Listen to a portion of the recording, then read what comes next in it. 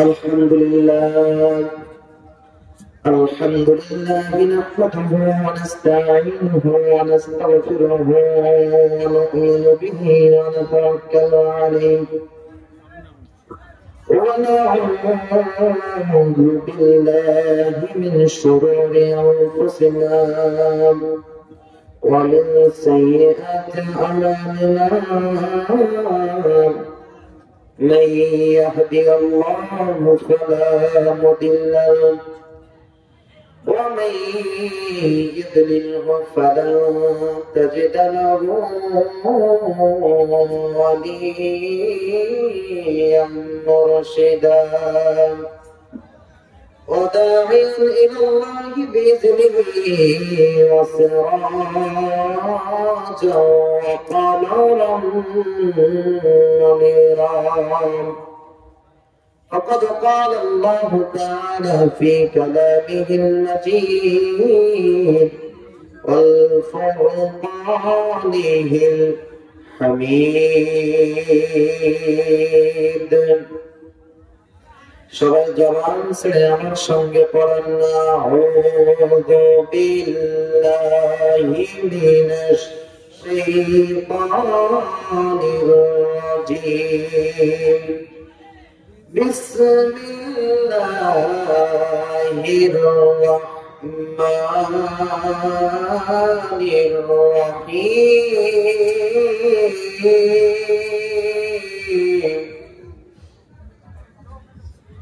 ومن أعرض عن ذكري فإن له معيشة ضنكا ونحشره يوم القيامة أعمى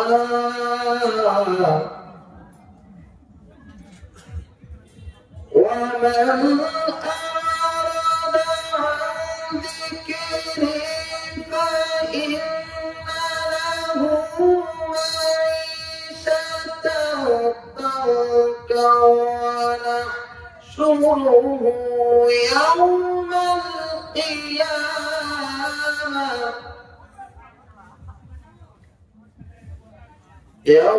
القيامة أعمى قال رب لم حشرتني أعمى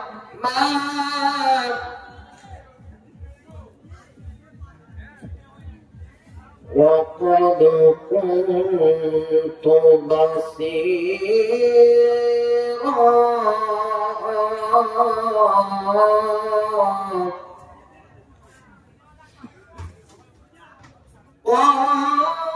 قال كذلك أتتك آياتنا فنسيتها وكذلك اليوم تنسى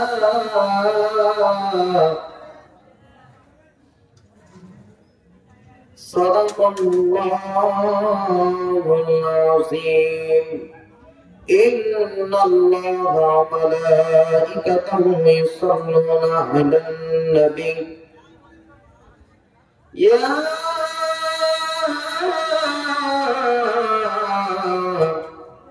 أيها الذين آمنوا صلوا عليه وسلموا تسليما اللهم صل على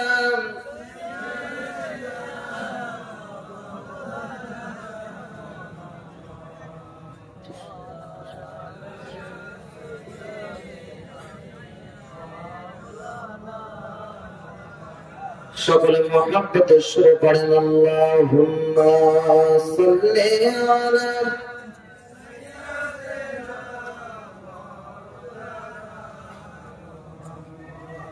وعلى آل سيدنا مولانا محمد চাঁদের চেয়ে সুন্দর আমার প্যারা রাসূল, চাঁদের চেয়ে সুন্দর আমার প্যারা রাসূল, তার রূপেতে ধন্য হলো নিখিল মানব কুল, তার রূপেতে ধন্য হলো নিখিল তামাম কুল। আল্লাহুম্মা সাল্লি আলা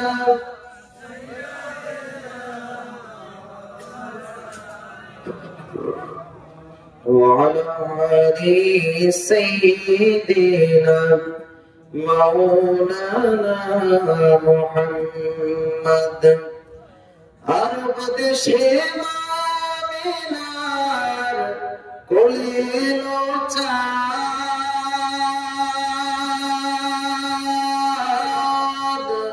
চাঁদের নামটি রেখে দিলেন আল্লাহ মুহাম্মদ। সুবহানাল্লাহ বলবেন না? আরব দেশে আমিনার কোলের চাঁদ, চাঁদের নামটি রেখে দিলেন আল্লাহ মুহাম্মদ। সেই মুহাম্মদ বড় হয়ে দিনের দাওয়াত দিয়ে দিয়ে, সেই মুহাম্মদ বড় হয়ে দিনের দাওয়াত দিয়ে দিয়ে জুলুম অত্যাচারকে করল নির্মূল,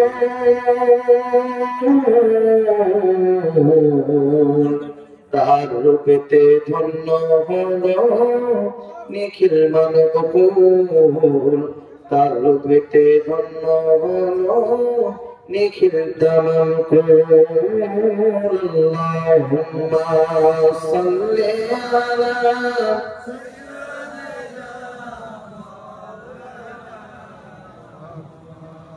وعلى آل سيدنا مولانا محمد، بلغ العلا بكماله كشف الدجى بجماله حسنت جميع خصاله صلوا عليه وآله من سے محمد، من سے محمد نبی کا نام ہے، جس نبی کا نام محمد ہے اس نبی خدا ہمارا پیارا ہے۔ بلغ العلا بکمالہ کشف الدجى بجمالہ حسنت جميع خصاله صلوا عليه وآله। সবাই একটু জিকির করেন লা ইলাহা, জোরে লা ইলাহা, জোরে লা ইলাহা,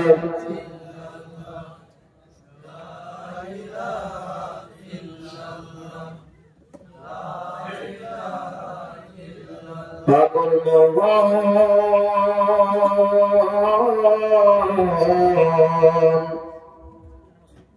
কালাকিয়া তুমি কান্দো দিবারাতি, ও পাগল মোহন কালাকিয়া তুমি কান্দো দিবারাতি, তোমার কে বায়া পহর অনন্তকালে, তোমার কে বায়া পহর অনন্তকাল, আরে ভালোবাসাতি কার লাগিয়া তুমি কান্দো দিবারাতি, লা ইলাহা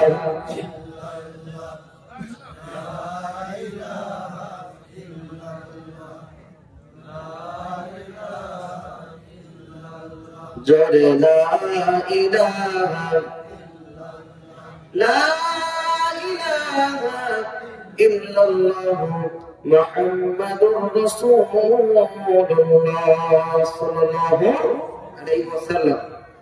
আলহামদুলিল্লাহ, ঐতিহ্যবাহী পরিপাড়া জুম্মা মসজিদের উন্নতি উপলক্ষে একটি ইসলামিক ধর্মীয় সভার আয়োজন করা হয়েছে। আজকে সুন্দর ইসলামিক সন্ধ্যায়, ইসলামিক ধর্মীয় সভায়, ইসলামিক জলসায় প্রধান মেহমান হিসেবে যিনি আছেন, উক্ত মাহফিলের যিনি সভাপতির আসন অলঙ্কিত করেছেন, জনাব মাওলানা মুফতি শহীদুর রহমান সাহেব। আল্লাহ তাআলা তার হায়াতে, তার আমলে বরকত দান করুন, পড়েন আমিন। এছাড়া যে সকল ভাইয়েরা এখানে পোস্টারের নাম দেওয়া আছে, অনেকেরই নাম দেওয়া আছে, যাদের নামগুলো পড়তে গেলে অনেক সময় চলে যাবে, যেহেতু ঠান্ডার সময়, তাদের জন্য দোয়া করি আল্লাহ তাআলা তাদের হায়াতে, তাদের আমলে আল্লাহ তাআলা বরকত দান করুন, পড়েন আমিন। আমার পূর্বে যে সকল ভাইয়েরা আলোচনা করেছেন, জনাব মাওলানা ইউসুফ আলী সাহেব, হাফেজ কারি মাওলানা মুফতি ইব্রাহিম সাহেব, মাওলানা আশরাফ শেখ সাহেব, আল্লাহ তাআলা সকলকে তাদের ইলমে আমলে বরকত দান করুন, বলেন আমিন। আমরা আজকে ইসলামী জলসায়, আজকে তাফসীরুল কোরআন মাহফিলে আসতে পেরে খুশি না রাজা? একটু চিৎকার করে বলেন খুশি না রাজা? যদি খুশি থাকেন, শরীরের যতটুকু শক্তি আছে আপনার শক্তিগুলো এক জায়গায় করে যদি আপনি খুশি থাকেন, আকাশ বাতাস মুখরিত করে এই তাম গ্রামকে কাঁপিয়ে দিয়ে, এই প্যান্ডেলকে কাঁপিয়ে দিয়ে সে শুধুমাত্র আল্লাহ তাআলা শুকরিয়া আদায় করেন। চিৎকার মেরে বলেন আলহামদুলিল্লাহ। আর একটু চিৎকার মেরে বলেন আলহামদুলিল্লাহ। আমরা সেই মহান মানবতার মুক্তির দূত, সেই মহান মানবতার মুক্তির দিশারি, যার শাফায়াত ছাড়া আপনি আমি কেউ জান্নাতে যেতে পারবো না, তার উপর দরুদ পাঠ করছি, সকলে বলছি সাল্লাল্লাহু আলাইহি ওয়াসাল্লাম। সেই সকল মধ্যে মুজাহিদ ভাইদের উপর মাগফিরাত কামনা করি, যারা পৃথিবীতে আল্লাহর কোরআনকে বাস্তবায়ন করার জন্য, আল্লাহর রাসূলের সুন্নাহকে বাস্তবায়ন করার জন্য তাদের মূল্যবান জীবন, মূল্যবান রক্ত, অর্থ, সম্পদ আল্লাহর পথে ব্যয় করে গিয়েছেন। আল্লাহ তাআলা তাদেরকে শাহাদাতের উচ্চ মর্যাদা, উচ্চ মাকাম দান করুন, বলেন আমিন। সম্মানিত ভাইরা আমার, আমি আপনাদের সামনে কোরআনুল কারীম থেকে কয়েকটা আয়াত তেলাওয়াত করেছি। সূরাতুত তাহা এর 124, 25 এবং 26 নম্বর আয়াত তেলাওয়াত করেছি। আমি আপনাদের সামনে এই আয়াতের উপরে এবং এই আয়াতের সঙ্গে কিছু আয়াতের উপরে আলোচনা রাখবো ইনশাআল্লাহ। আপনারা আমার জন্য দোয়া করবেন। সেই সুদূর বাংলাদেশ থেকে আপনাদের কাছে এসেছি, এর মাধ্যমে আল্লাহ তাআলা যেন আপনাদের সামনে আমার দ্বারা, আমার মাধ্যমে আপনাদের কাছে কোরআন থেকে কোরআনের সঠিক কথাগুলো আপনাদের সামনে পৌঁছানোর তৌফিক আল্লাহ তাআলা দান করেন। আপনারা আমার জন্য দোয়া করবেন, সবাই বলেন আল্লাহুম্মা আমিন। আমি আপনাদের জন্য দোয়া করি, যে সকল মুরব্বীরা অনেক দূর দূরান্ত থেকে এসেছেন, যুবক ভাইয়েরা এখন চায়ের দোকানের আড্ডা দেওয়া বাদ দিয়ে আপনারা এই কোরআনের মাহফিলে এসেছেন, এজন্য আপনাদের জন্য দোয়া করি আল্লাহ তাআলা আপনাদেরকে ইসলামের জন্য, কোরআনের জন্য কবুল করুন, বলেন আমিন। যুবকরা যদি চায়, যুবকরা চাইলেই সেটাকে পসিবল করে দেয় কে? অসম্ভবকে সম্ভব করতে পারে। আমাদের আপনার বাংলাদেশে আছে অসম্ভবকে সম্ভব করে অনন্ত জলিল, কিন্তু আসলে অনন্ত জলিল নয়। যুবকরা যদি চায়, এরা অসম্ভবকে সম্ভব করার ক্ষমতা রাখে, ঠিক কিনা? কারণ যুবকরা হচ্ছে একটা সমাজের জন্য একটা মেরুদণ্ড। একটা কি? যে মানুষের মেরুদণ্ড নাই, দেখবেন সে মানুষ কিন্তু ব্যাকা হয়ে চলে, ঠিক কিনা? কথা কয় না? আচ্ছা, আমার কথা কি বুঝতেছেন? অসুবিধা হচ্ছে নাকি? আসলে হওয়ারই কথা, হতে পারে। বিষয়টা হচ্ছে আপনার পৃথিবীতে যতগুলো দেশ আছে, আমাদের এখানেও কিন্তু ভাষার চেঞ্জ আছে। আমাদের এখানে 15 কিলোমিটার অন্তর অন্তর ভাষার একটা চেঞ্জ আছে। আপনারা জানেন, অনেকে হয়তো জানেন। আপনারা পানিকে কি বলেন? জোরে বলেন। আমাদের দেশে আপনার একটা জেলা আছে, যেটার নাম হচ্ছে নোয়াখালী। কি? নোয়াখালী। এরা পানিরে কয় হানি। কি কয়? কথা কয় না, হানি। আপনি গেছেন আমাদের দেশে বেড়াইতে, বেড়াইতে যাওয়ার সময় গিয়ে বলছেন, ভাই আপনি পানি দেন তো এক গ্লাস। এরা জীবনেও বুঝবে না, কেন এরা পানিরে কি বলে? হানি। এখন আপনি ওখান থেকে শিক্ষা পাইছেন, আপনি জানছেন যে ওরা পোয়া যেটা থাকে ওটা পোয়া বলে না, ওটাকে হ বানাই দেয়। সুতরাং পানির যে ওটা হানি বলে। আপনি যে মেহমানের বাসায় গেছেন, ওই মেহমান আপনার কাছে টাকা দিয়ে বলছে, ভাই ওই দোকান থেকে 1 কেজি পেঁপে কিনে নিয়ে আসবা। এখন আপনার মাথায় একটা জিনিস কাজ করতেছে, আমি সকালবেলা হোটেলে যখন নাস্তা করলাম, 1 গ্লাস পানি চাইলাম, তখন আমার বললো পানি না, এটা হবে হানি। তার মানে প যেখানে আছে পটা বা ওইটা হবে হ। সুতরাং পেঁপেতে তো প আছে, সুতরাং পটা বাদ দিয়ে দিতে হবে, ওইখানে দিতে হবে হ। তাহলে পেঁপেরে কি হবে? হে হে। কি হবে? কথা কয় না। আপনি গেছেন দোকানে, কে বলছেন ভাই 1 কেজি হে হে দেন তো। তখন ডাক দিয়ে বলতেছে, দোকানদার ডাক দিয়ে বলতেছে, ভাই আপনার হাত দুকুন ধরি, পা দুকুন ধরি, আমার দোকানে তো হে হে নেই, আমি আমার বাবার জন্মেও হে হে নাম শুনিনি।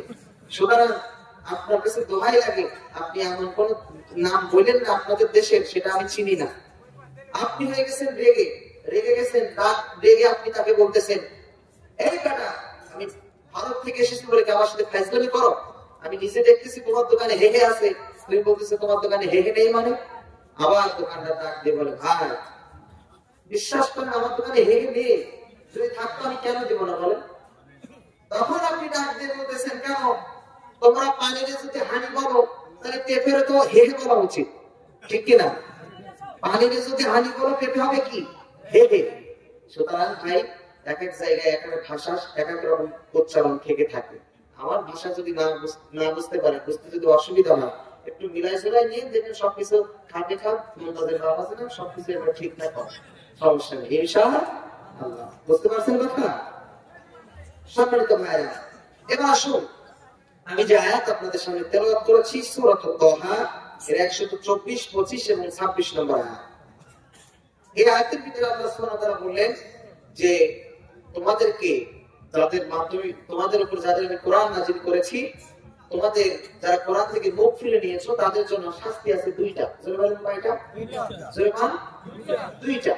এখন এই আলোচনাটা বাদ দিলাম, আর একটা প্রশ্ন আপনাদের কাছে থাকবে, সেটা হচ্ছে আমরা যারা এখানে বসে আছি, আমরা সকলে ঈমানদার নাকি মুনাফিক?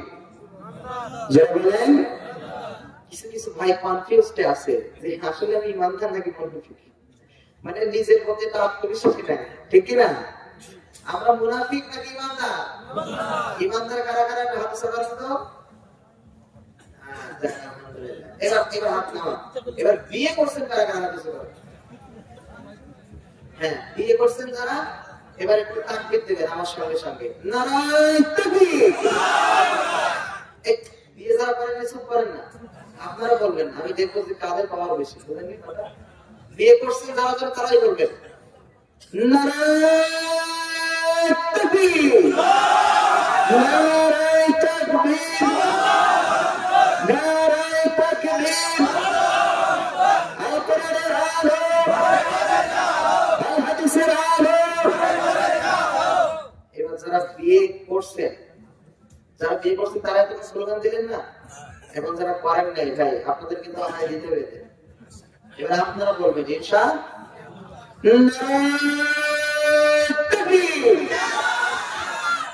হাসতে না। আবার বলেন নারায়ে তাকবীর, লিল্লাহি তাকবীর। হ্যাঁ, বেকারি লোক তো আপনাদের দ্বারা কিছু হবে না, তারা বিয়ে করেন না। বোঝা গেল যারা বিয়ে করছে এটাই হচ্ছে সফল, ঠিক কিনা? সম্মানিত ভাইরা আমার, আমি আপনাদের সামনে যে আয়াত তেলাওয়াত করেছি, ওইটা মনে রাখবেন। শাস্তি থাকবে কয়টা? ওইটা কিন্তু আমাকে মনে করাই দিবেন তো ইনশাআল্লাহ? ইনশাআল্লাহ আল্লাহ তাআলা কবুল করুন, বলেন আমিন। এবার আপনারা বললেন যে হুজুর আমরা হচ্ছে মুমিন বান্দা, আমরা হচ্ছে ঈমানদার। এখন দেখবেন আপনাদের এখানে সুদ ঘুষ আছে নাকি? আছে। তাহলে এটা মিল আছে না? আমাদের দেশেও সুদ ঘুষ বলে, এদেশেও সুদ ঘুষ বলে নাকি?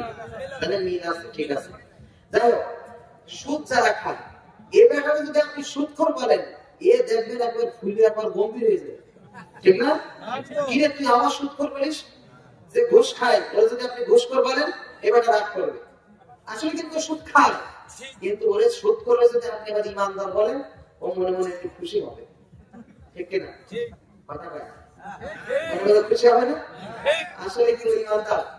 এখন আপনারা সবাই বললেন আমরা ঈমানদার, আমার কোনো আফসোস নাই। এখন আমি আপনাদের সামনে যে আয়াত তেলাওয়াত করবো, সেই আয়াত দ্বারা আপনারা মিলাবেন যে আসলে আপনারা ঈমানদার কিনা। রাজি আছেন ইনশাআল্লাহ? যদি কেউ ভাই আপনারা ইমানদার না হয়ে থাকেন আমাকে এবার ধরে নেন না।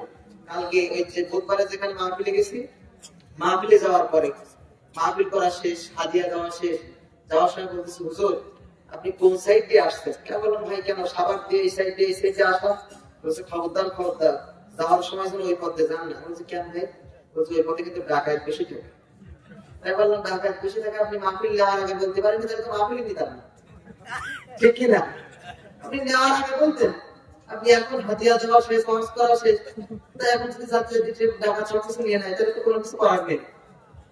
আপনারা আমার এরকম ভেবেন না হুজুর আমাকে টার্গেট করে বললেন। আমি আগে থেকে বলে দিচ্ছি আমার কিন্তু কোনো দোষ না, কথা বলতেছি কার?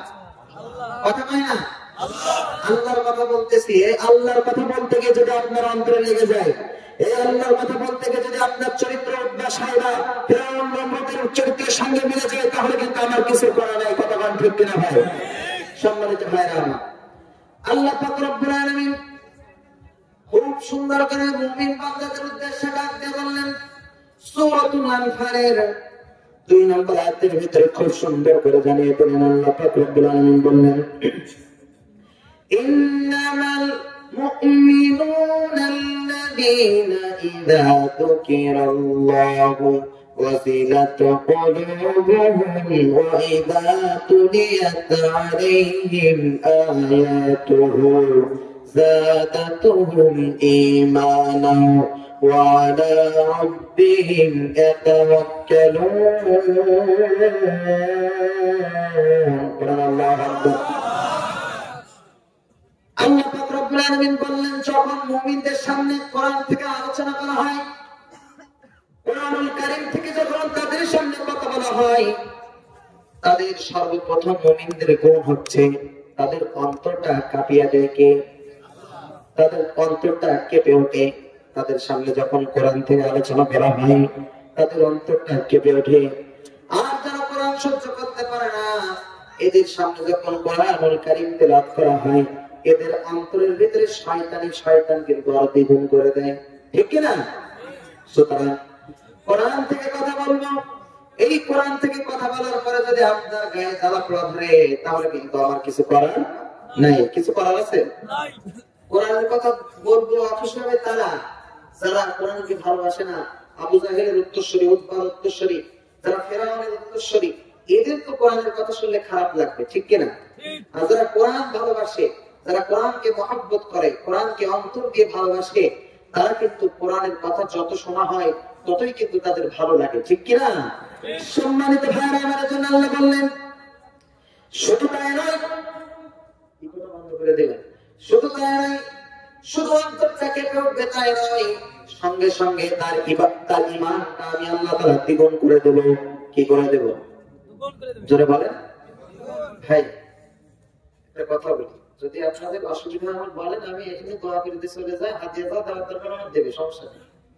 আপনারা যদি আমার সাথে তাল মিলাই না চলেন, আপনাদের দিকে ট্রাক ড্রাইভার আছে না? ট্রাক ড্রাইভার আছে, ট্রাক বাস এর সঙ্গে একটা হেল্পার থাকে না?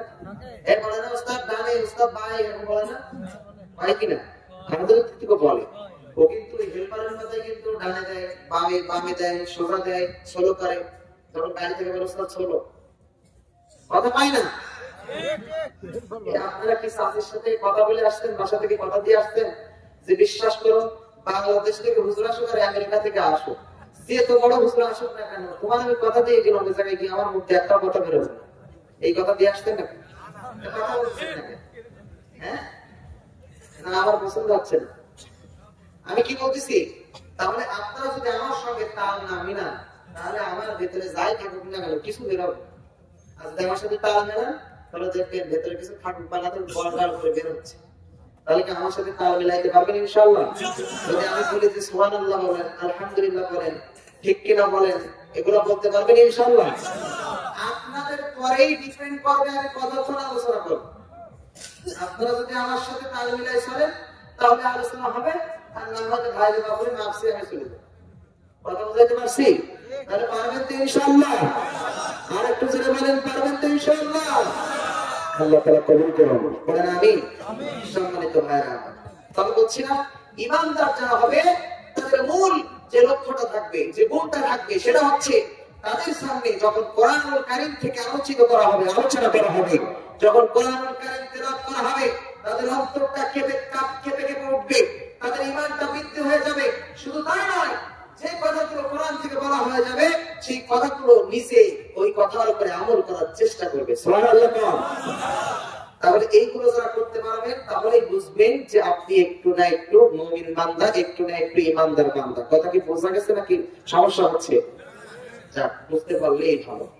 সম্মানিত ভাইরা আমার, শুধু তাই নয়, আল্লাহ পাক রব্বুল আলামিন তার পরের আয়াতের ভিতরে আবার আমাদের এই মুমিন যারা হবে, যারা কোরআনুল কারীম শোনার সঙ্গে সঙ্গে অন্তর কেঁপে উঠবে, যাদের ঈমান বৃদ্ধি হয়ে যাবে, এবং যারা আল্লাহ তাআলার এই কোরআন মেনে নেওয়ার চিন্তা ভাবনা করবেন, তাদের কাছে আরো দুইটি আমানত আল্লাহ তাআলা দিয়েছেন। আল্লাহ তাআলা বললেন, আল্লাযীনা ইউকিমুনাস সালাতা ওয়া মিম্মা রাযাকনাহুম ইউনফিকুন।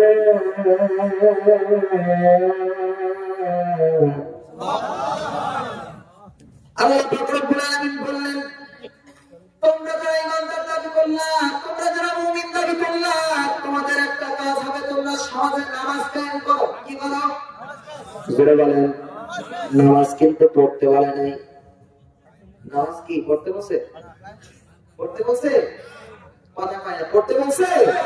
কি করতে বলছে? নামাজ কায়েম করো, নামাজ প্রতিষ্ঠিত করো। নামাজ যদি প্রতিষ্ঠিত করেন, আপনার তখন নামাজ পড়তে বলা লাগবে না, আপনি নিজেই নামাজ পড়বেন। ঠিক কিনা? যখন আপনাদের এই দেশে, আমাদের দেশে করোনা ভাইরাস হয়েছিল না, ওই করোনা ভাইরাস কোভিড-19 যখন হয়েছে, হওয়ার পরে সরকার ঘোষণা দিল যে বাসা থেকে বাইরে বের হওয়া যাবে না। কি হওয়া যাবে না? যতই কাজ থাকুক বাসা থেকে বাইরে হওয়া যাবে না। বাইরে যদি হও, মামলাতে ডান্ডা থাকবে, একটা করে বাড়ি মারবে, তোমার কাজ শেষ। আসলে এখানে তো আছে। ঠিক কিনা? সরকার এই ঘোষণা দিয়ে দিল। আমাদের দেশে 17 কোটি 18 কোটি মানুষ, একজন মানুষও ঘরের বাইরে বের হতে চাচ্ছে না। কিসের ভয়ে? যদি মৃত্যুর ভয় না, কিন্তু করোনার ভয় না, কিন্তু যদি বাইরে বের হয় পুলিশ তো ধরবে, আর ডান্ডার সাবারটা দিয়ে দেবে, আর জরিমানা দেবে। সুতরাং এখন বাইরে বের হওয়া যাবে না। তাহলে বুঝছেন ক্ষমতার কি পাওয়ার? ঘোষণাটা দিছে কে? আমাদের প্রাইম মিনিস্টার। ঠিক কিনা? তিনি ঘোষণা দেওয়ার সঙ্গে সঙ্গে তার পরদিন থেকেই লকডাউন হয়ে গেল। একজন ব্যক্তিও কিন্তু ঘরের বাইরে বের হতে পারেনি। আমি একদিন মাগরিবের সময় বের হয়ে বিপদে পড়ে গেছি। মাগরিবের নামাজ পড়তে গেছি বাজারে নামাজ পড়ার পরে মোটরসাইকেল নিয়ে গেছি, দেখি পিছনে আমাদের এখানে র্যাব বলছে, এই সেই বলছে, আমি মোটরসাইকেল দিয়ে টান দিয়ে বাসায় চলে আসছি। ধরতে পারি, আমাদের যদি ধরতে পারতো, আমার মামলা ছাড় দিত না ছাড় দিত? বের হলি কেন? সরকারের হুকুম অমান্য করলি কেন? আপনি সামান্য দুনিয়ার একজন সরকারের হুকুম মানতে পারছেন, সামান্য একজন দুনিয়ার মানুষের হুকুম মানতে পারছেন, যার নিজের কোনো গ্যারান্টি নাই। তার চেয়ে বড় ক্ষমতাশালী ব্যক্তি ফিরআউন ছিল, যে নিজেকে খোদা দাবি করেছিল, যে বলেছিল আমি ছাড়া কোনো রব নেই। আমার সমাজে বসবাস করতে গেলে আমাকে রব মানতে হবে, আমার সমাজে বসবাস করতে গেলে আমি যেটা বলবো সেটা মানতে হবে। ওই এত বড় মানুষ, এত ক্ষমতাধর ব্যক্তি আপনারা যদি লক্ষ্য করেন, সে কিন্তু দুনিয়ায় নাই, ফিরআউন দুনিয়ায় নাই, নমরুদ দুনিয়ায় নাই, উতবা দুনিয়ায় নাই, সাইবা দুনিয়ায় নাই, আবু জাহেল দুনিয়ায় নাই। আর আজকে সামান্য একজন সরকার যখনই বলে দিল যে লকডাউন, ওইটাই লকডাউন, ওই কথাই আপনাকে মানতে হয়েছে। কিন্তু যে আল্লাহ তাআলা আপনাকে আমাকে সৃষ্টি করেছেন, যে আল্লাহ তাআলা বললেন আলা লাহুল খালকু আম, এই সৃষ্টি যার, দুনিয়া যার, এই যা কিছু সৃষ্টির মালিক যিনি, ক্ষমতা চলবে তার, হুকুম চলবে তার। যে আল্লাহ আপনাকে বললেন তুমি নামাজ কায়েম করো, ওদিকে আপনার কোনো খেয়াল নাই। আল্লাহ বললেন তুমি যাকাত প্রতিষ্ঠিত করো, ওদিকে আপনার খেয়াল নাই। আল্লাহ বললেন তুমি ইসলাম প্রতিষ্ঠিত করো, ওদিকে আপনার খেয়াল নাই। আল্লাহ বললেন তোমার ফ্যামিলিতে তোমার পর্দা মেনটেন করো, ওদিকে আপনার খেয়াল নাই। সামান্য একজন ক্ষমতাধারী ব্যক্তির কথা শুনতে পারেন, কিন্তু যে আল্লাহ তাআলা আপনাকে 24টা ঘন্টা অক্সিজেন দিচ্ছে, যে আল্লাহ তাআলা 24টা ঘন্টা আপনাকে এত নিয়ামত দিচ্ছে, এই আল্লাহর হুকুম আপনি মানতেছেন না, তার মানে আপনার চেয়ে বড় মুনাফিক দুনিয়ার জমিনে আর একজন নাই। কথা বলেন ঠিক কিনা? এটাই হচ্ছে বাস্তবতা। এটাই কি বাস্তবতা? আমরা আল্লাহর হুকুম মানি না, কিন্তু সামান্য একজন মানুষের হুকুম মানি। কেন? উনি তো প্রাইম মিনিস্টার, ও যেটা বলবে ওইটাই। কিন্তু প্রাইম মিনিস্টার হচ্ছে মিনিস্টার আছে তিনি কে? কথা কন। আল্লাহ ধরে ধরে ধরে না, ধরলে পরে ছাড়ে না। ধরবে তখন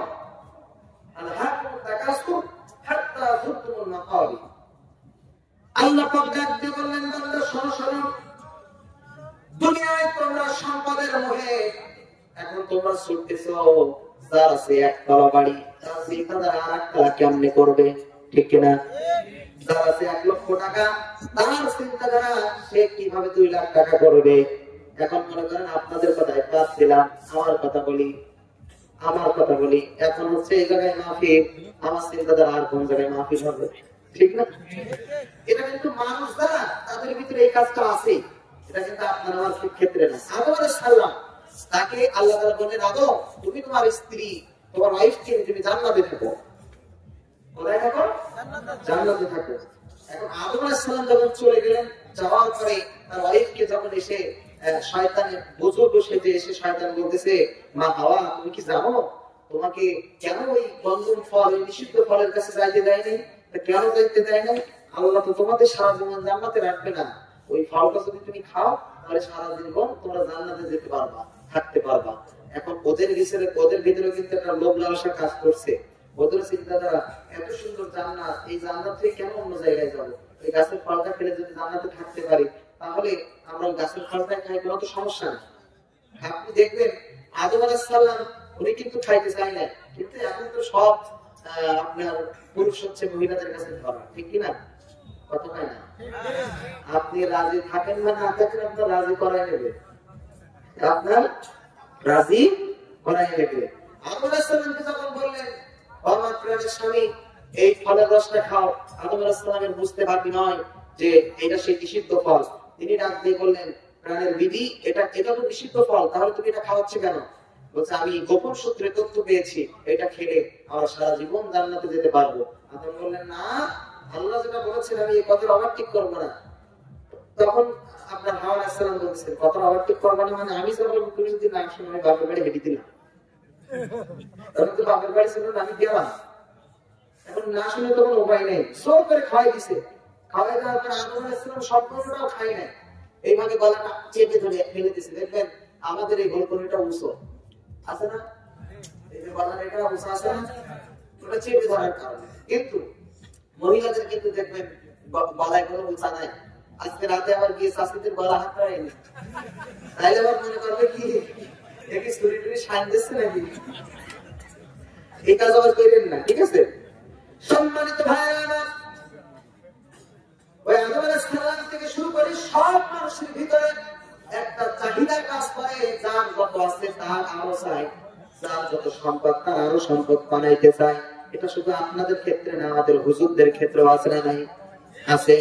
কিন্তু আল্লাহ বললেন, বান্দা ততক্ষণ পর্যন্ত তোমার চাহিদা শেষ হবে না, যতক্ষণ পর্যন্ত আল্লাহুল তাকাসুর হাত্তা যুরতুমুল মাকাবির, যতক্ষণ পর্যন্ত তোমাকে মৃত্যু পাকড়াও না করবে, যতক্ষণ পর্যন্ত তুমি মৃত্যুবরণ করবে না, যতক্ষণ পর্যন্ত তোমার সামনে আজরাইল না যাবে, ততক্ষণ পর্যন্ত তোমার চাহিদার কোনো শেষ থাকবে না।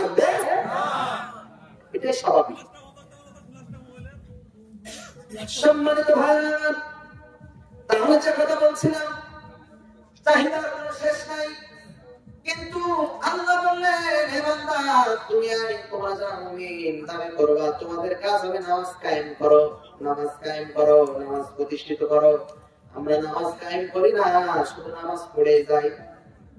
এখন আল্লাহ যদি আপনাকে প্রশ্ন করে, হে আব্দুল সালাম, হে আব্দুল আজিজ, তুই তো খালি নামাজ পড়লি, কিন্তু তোর নামাজ তো কায়েম করার কথা ছিল, নামাজ তো পড়ার কথা ছিল না। তুই যদি নামাজ কায়েম করতি, তোর ভাই যদি তুই নামাজ পড়তি, তোর ছেলেও তোর দেখে দেখে নামাজ পড়তো। তুই যদি নামাজ পড়তি, তোর দেখে দেখে তোর মেয়েও নামাজ পড়তো। তোর ভাই যদি নামাজ পড়তো, তোর দেখে দেখে তোর ফ্যামিলিতে যতগুলো সদস্য সবাই নামাজ আদায় করতো। অর্থাৎ তুই যেহেতু নামাজ আদায় করতে পারিস, কায়েম করতে পারিস নাই, সুতরাং তুই আজকে নামাজ পড়েছিস ঠিকই, কিন্তু নামাজের বিনিময়ে কোনো ফল পাবি না। নামাজ কায়েম করার কথা নেই। নামাজ যদি কায়েম হয়ে যায় তাহলে সবাই নামাজ পড়বে, ঠিক কিনা?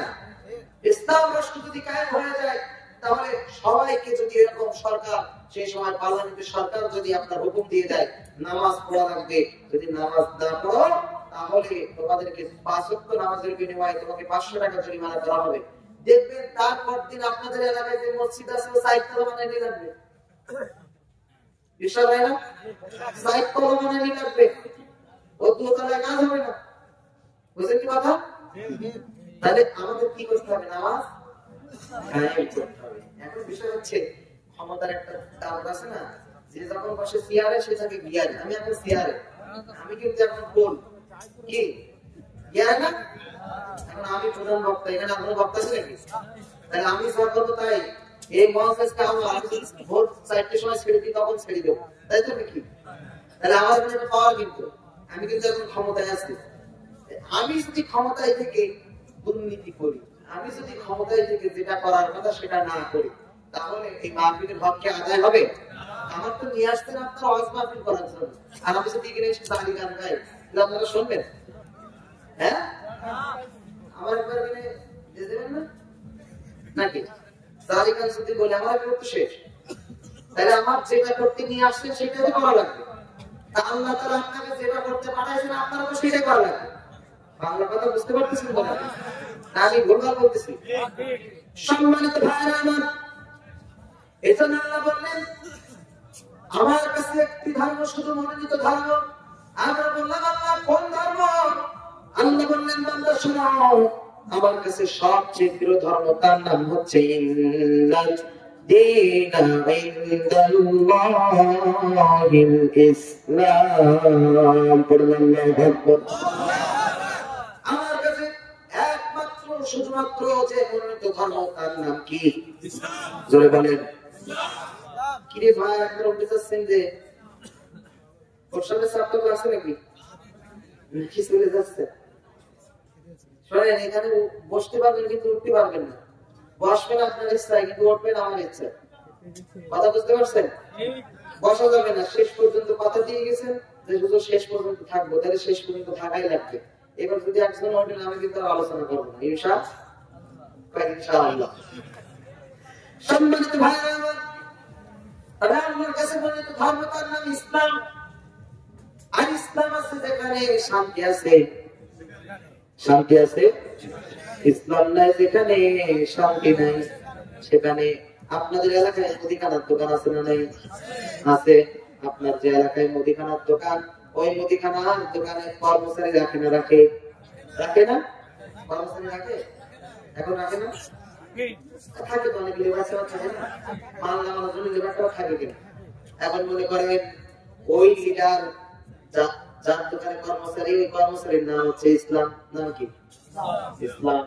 ওই কর্মচারী আবার ওই মালিকের মহাজনের বাসায় যাওয়া আসা করে, যাওয়া আসা করতে করতে ওই মহাজনের একটা মেয়ে ছিল, মেয়ের নাম শান্তি। নাম কি? জোরে কোন, আরো জোরে। এখন ইসলাম যাচ্ছে যেখানে শান্তিও আছে সেখানে।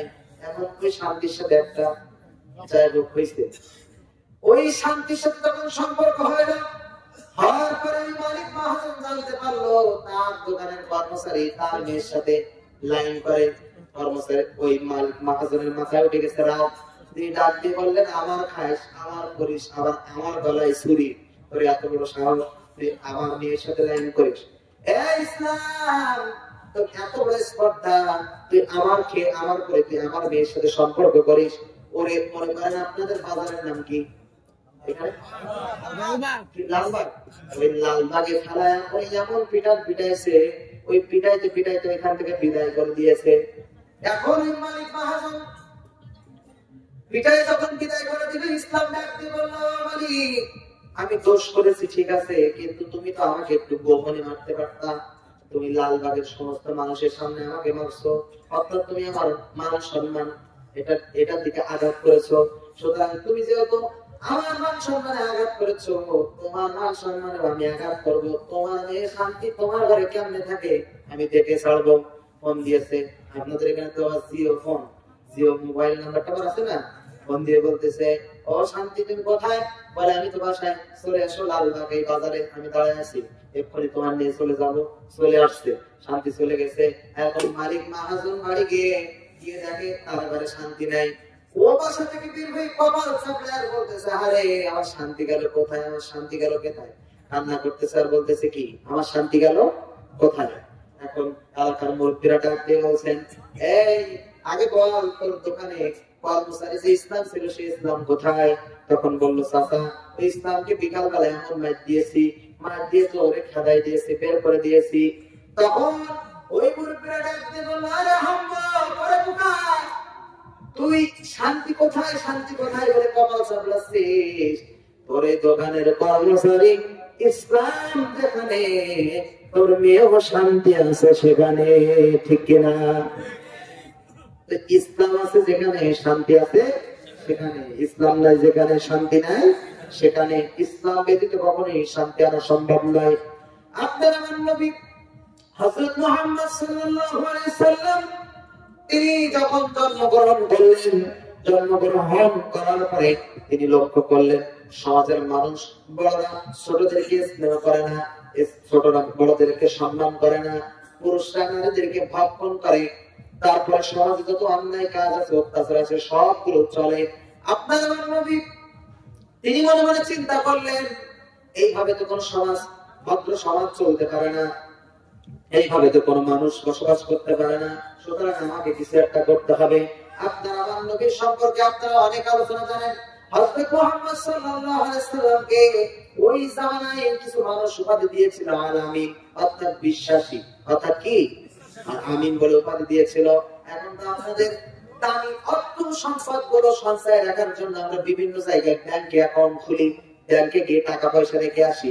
সেই জামানায় তো কোনো ব্যাংক ছিল না, সেই জামানায় তো কোনো অর্থ সম্পদ রাখার কোনো জায়গা ছিল না, কিন্তু যার অর্থ সম্পদ থাকতো ওই আপনার আমার নবীর কাছে গিয়ে জমা দিয়ে আসতো।